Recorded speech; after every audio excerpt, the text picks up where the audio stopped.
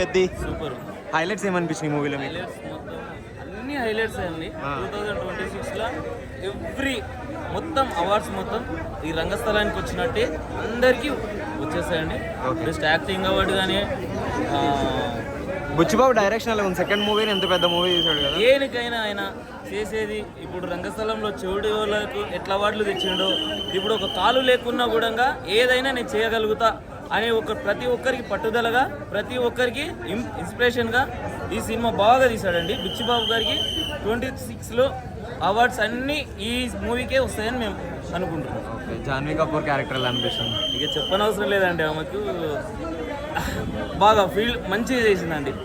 Ram Charan dance ఎలా అనిపించింది? మేము స్టార్టింగ్ వరకు మేము డాన్స్ రామ్ చరణ్ మర్చిపోయిండా అనుకున్నాము. లాస్ట్ ఐటెమ్ సాంగ్స్ లో చూపించిండండి. ఒక సాంగ్ అనేది ఇరగదీసిండు అంతే, ఇంకా ఎక్కువ డాన్స్ లేదు. లాస్ట్ సాంగ్ ఒక్కటి మాత్రమే ఫుల్గా ఉందండి.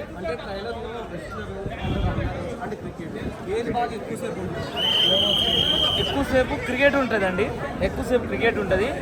లాస్ట్ ఆయన కుస్తీతో పోతుంటే కూడా వెన్నుపోటు పొడుస్తారు దగ్గరున్న వాళ్ళు. ఆ వెన్నుపోటు పొడిచినందుకు నేను ఏం చేయలేకపోతున్నాను.